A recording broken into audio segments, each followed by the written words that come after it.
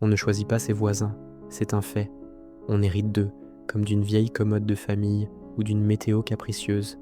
Ils sont là, une présence constante, familière, presque invisible, à force d'être quotidienne. Le bruit de leurs pas sur le plancher au-dessus, l'odeur de café qui se glisse sous la porte le matin, le son étouffé de leur télévision le soir, des détails, des bribes de vie qui composent une sorte de bande-son de notre propre existence. On se croise dans l'escalier, on échange un signe de tête, un bonjour mécanique. On se connaît sans vraiment se connaître. Madame Dubois, au rez-de-chaussée, avec son petit chien qui aboie sur tout ce qui bouge. Les jeunes du deuxième, dont la musique traverse parfois les murs le week-end. Et puis, il y a les Martins, juste en face. Une famille comme tant d'autres. Le père qui part tôt le matin, la mère qui accompagne les enfants à l'école. On les voit vivre, on devine leur routine. Ils sont le décor, le papier peint de notre quotidien. Une présence rassurante finalement, parce que leur normalité est un miroir de la nôtre. Tant que le voisin tond sa pelouse le samedi, tout va bien dans le monde, n'est-ce pas? On pense que rien ne peut vraiment changer.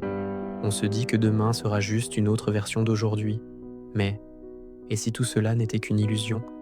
Une fine couche de vernis sur une réalité bien plus fragile? Avez-vous déjà vraiment regardé vos voisins? Je veux dire, vraiment regardé, dans les yeux. Avez-vous déjà imaginé ce qui se cache derrière leur sourire poli et leurs portes closes? Quelle est la dernière vraie conversation que vous avez eue avec eux? Pas juste sur la pluie et le beau temps, une vraie conversation. On vit les uns à côté des autres, mais on vit seul, chacun dans sa bulle, convaincu que les murs qui nous séparent sont assez solides pour nous protéger. Mais nous protéger de quoi, au juste? Des autres ou de ce que nous pourrions devenir? Puis, un jour, le bruit habituel s'arrête. Le silence s'installe. Un silence lourd, anormal. L'odeur de café du matin a disparu. La télévision du soir est éteinte. Les bruits familiers ont été remplacés par quelque chose d'autre. Quelque chose de lointain et d'inquiétant. Ce n'est plus le chien de Madame Dubois qui aboie. C'est autre chose.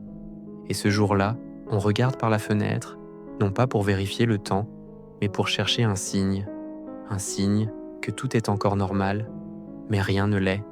Le monde qu'on connaissait n'existe plus. La porte d'en face s'ouvre. Ce n'est plus Monsieur Martin, le voisin qui sortait sa poubelle le mardi soir. C'est juste un homme, avec la même peur dans les yeux que la vôtre.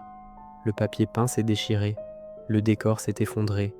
Il n'y a plus de voisins, il n'y a que des survivants. Et dans ce nouveau monde, une seule règle semble encore tenir debout, un dernier vestige de l'humanité qu'on a connue, une promesse fragile qu'on se fait à soi-même et aux autres. Jour 1, on s'entraide, toujours. On en arrive donc au deuxième acte de notre histoire, celui que j'appelle la fissure. C'est le moment où les fondations de notre petite société de quartier commencent à se craqueler. L'incrédulité des premiers jours, cette espèce de torpeur collective, laisse place à une émotion beaucoup plus primitive et beaucoup plus puissante. La peur. Au début, c'est une peur diffuse. On a peur du virus, de l'inconnu, de l'avenir. Mais très vite, cette peur change de visage. Elle se tourne vers l'intérieur, vers ce qui nous est le plus proche. Elle se tourne vers nos voisins. Pensez-y, ces gens que vous croisiez tous les jours, à qui vous faisiez un signe de tête poli, à qui vous demandiez parfois de garder un œil sur votre maison pendant les vacances. Du jour au lendemain, ils ne sont plus que des inconnus. Pire, ce sont des inconnus qui savent où vous vivez, qui savent de combien vous êtes, qui ont peut-être vu les provisions que vous avez rentrées juste avant que tout ne s'effondre. Chaque porte fermée devient une forteresse. Chaque regard échangé dans la rue est scruté, analysé. Est-ce un regard de détresse ou est-ce un regard de convoitise? La méfiance s'installe comme un poison lent. On commence à compter. On compte nos conserves, nos bouteilles d'eau. Et puis, on commence à compter ce que les autres pourraient avoir. Le voisin du bout de la rue qui a un grand potager, est-ce ce qu'il va partager? La famille d'en face avec leurs 2 gros 4x4, est-ce qu'ils ont de l'essence? Et s'ils en ont, est-ce qu'ils vont la garder pour eux? Les questions tournent en boucle, alimentées par l'anxiété et le silence pesant. Le bruit des enfants qui jouent dans la rue, a été remplacé par le bruit du vent et celui de notre propre cœur qui bat un peu trop fort. C'est là que le calcul commence vraiment. La survie n'est plus une idée abstraite, c'est un problème mathématique. Chaque ressource est une variable, chaque voisin est une équation, un risque ou une opportunité. La gentille dame âgée qui vit seule, elle a sûrement des médicaments, mais elle est aussi une bouche à nourrir de plus.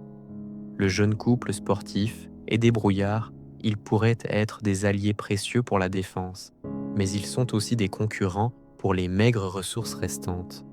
La solidarité, cette belle idée, se heurte au mur de la réalité. Aider quelqu'un aujourd'hui, c'est peut-être se mettre en danger demain. On se surprend à espionner. Un rideau qui bouge, une lumière allumée tard dans la nuit. Qu'est-ce qu'il fabrique? Est-ce qu'il prépare quelque chose? On devient paranoïaque, mais peut-être que la paranoïa est simplement le nouveau nom du bon sens. On se souvient de vieilles rancœurs, d'une place de parking volée, d'une clôture mal entretenue. Ces petites frictions du passé prennent des proportions énormes. Elles deviennent des justifications, des prétextes pour ne pas faire confiance, pour se méfier. Et c'est dans ce climat de suspicion généralisée que les premières alliances se forment. Mais attention, ce ne sont pas des alliances basées sur l'amitié ou des valeurs communes. Non, ce sont des pactes de circonstances, des mariages de raison dictés par la nécessité. Les familles qui avaient déjà des liens avant la catastrophe se regroupent. Le voisin qui a des compétences en mécanique s'associe avec celui qui a un puits dans son jardin. On échange des compétences contre des ressources, de la sécurité contre de la nourriture. Ces nouveaux groupes redessinent de la carte du quartier. Des frontières invisibles apparaissent. La rue devient une zone neutre, un no man's land. Certains se barricadent, transformant leur maison en bunker. D'autres, au contraire, ouvrent leurs portes, mais seulement à ceux qu'ils ont jugés dignes de confiance. Un nouveau « nous » se définit, et par extension, un « eux ». Et ce « eux », ce sont les autres, les solitaires, les faibles, ou simplement ceux qui n'ont pas été choisis. Le vernis de civilisation s'écaille complètement. Les sourires forcés ont disparu. Maintenant, les regards sont directs, presque brutaux. On évalue, on jauge. Est-ce que tu es une menace? Est-ce que tu as quelque chose que je veux? Est-ce que tu es assez fort pour le défendre? La loi du plus fort ne se cache même plus. Elle est là, à visage découvert, dans le silence entre deux maisons. Les premières tensions ouvertes éclatent.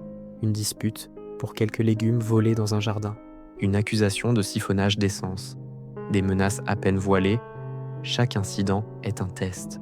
Jusqu'où les gens sont-ils prêts à aller? La ligne rouge, celle qui sépare l'honnête citoyen du prédateur, devient de plus en plus floue. Chacun sent qu'il pourrait être amené à la franchir pour protéger les siens. On voit alors émerger des figures de leaders, pas forcément les plus sages ou les plus justes, mais souvent les plus pragmatiques ou les plus impitoyables. Ceux qui n'hésitent pas à prendre des décisions difficiles, à faire des choix que personne ne voulait faire. Ils organisent des tours de garde, rationnent les provisions et décident qui fait partie du groupe et qui est laissé pour compte. La morale devient un luxe qu'on ne peut plus s'offrir. On se rend compte que tout le monde est capable du pire pour survivre. Cette prise de conscience est terrifiante. Le voisin sympathique qui vous prêtait sa tondeuse pourrait très bien vous menacer pour une boîte de conserve si ses enfants ont faim. Et le pire, c'est qu'on le comprend. On se met à sa place et on se demande « Et moi, qu'est-ce que je ferais ?» La réponse nous fait peur. On découvre en nous une part d'ombre qu'on ne soupçonnait pas. L'humanité de chacun est mise à l'épreuve. Chaque jour, chaque décision est un pas de plus vers la survie ou un pas de plus vers la perte de son âme. C'est un glissement progressif, presque imperceptible au début, une petite entorse à ses principes, un petit mensonge, une porte qu'on ne devrait pas ouvrir, mais qu'on entrebâille quand même pour voir. Et puis, un jour, on se regarde dans le miroir et on ne se reconnaît plus. La personne que l'on était avant l'apocalypse est morte, remplacée par un survivant. C'est la fin de la confiance, la fin de l'innocence. On ne peut plus se fier à personne, parfois même pas à soi-même. Les alliances sont fragiles, prêtes à se briser à la moindre secousse. La seule certitude, c'est que rien ne sera plus jamais comme avant. Le quartier n'est plus un lieu de vie, c'est un échiquier où chaque pion est prêt à en sacrifier un autre pour gagner la partie. Une partie qui n'a qu'une seule règle, survivre. À ce stade, personne n'est innocent. Et tout d'un coup, le monde bascule. Ce n'était pas un bruit, pas un cri, juste un silence. Un silence si lourd qu'il semblait absorber tous les sons de la ville en ruine. C'est là, dans ce vide assourdissant, que nous l'avons compris. Nous pensions avoir trouvé un refuge, un havre de paix, improbable au milieu du chaos. Les Leclerc, la famille d'à côté, Monsieur et Madame Leclerc, avec leurs sourires rassurants, leurs conserves partagées, leurs histoires racontées à la lueur des bougies. Ils étaient notre ancre, la preuve que même à la fin du monde, l'humanité pouvait subsister. Mais c'était un mensonge magnifique et terrifiant. Ce soir-là, alors que la pluie martelait les barricades de fortune, je me suis approché de leur porte, simplement pour emprunter un peu de sel.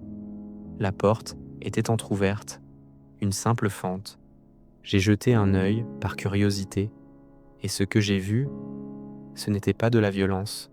Non, c'était pire. C'était l'ordre. Un ordre méticuleux, presque clinique. Des sacs bien alignés, des boîtes étiquetées, et sur l'une d'elles, une écriture familière. Le nom de notre autre voisine, Madame Dubois, celle qui avait disparu il y a 3 semaines. Et à côté de son nom, un inventaire, manteau, bottes, 2 boîtes de thon, 1 litre d'eau.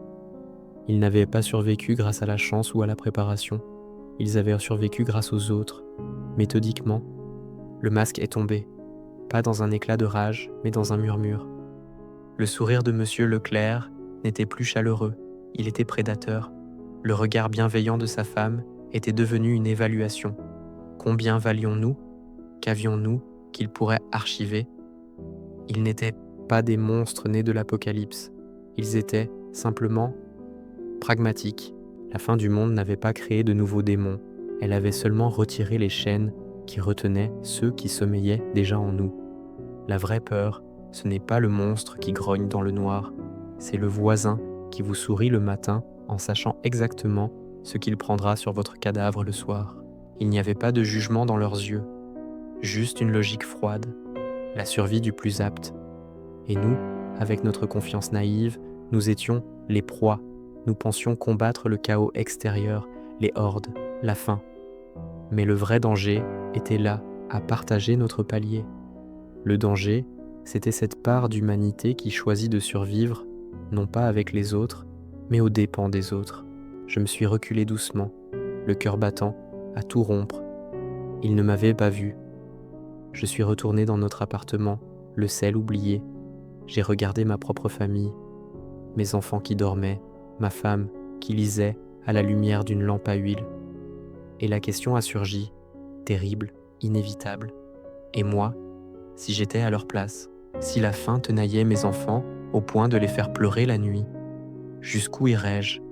Quelle part de mon âme serais-je prêt à vendre pour un jour de plus? Ce n'est pas une histoire sur le bien et le mal, c'est une histoire sur le choix, ou peut-être sur l'absence de choix. La ligne entre le civilisé et le sauvage est si fine, si fragile, un repas manqué, une menace de trop. Et voilà, nous sommes tous à un pas de devenir les Leclerc. Cette nuit-là, je n'ai pas dormi. J'écoutais la pluie et j'écoutais le silence de l'autre côté du mur. Un silence qui n'était plus un réconfort, mais une attente, la leur, et maintenant, la nôtre, car nous savions. Et ils savaient, d'une manière ou d'une autre, que nous savions. Le jeu avait changé, ce n'était plus nous contre le monde, c'était nous contre nos voisins.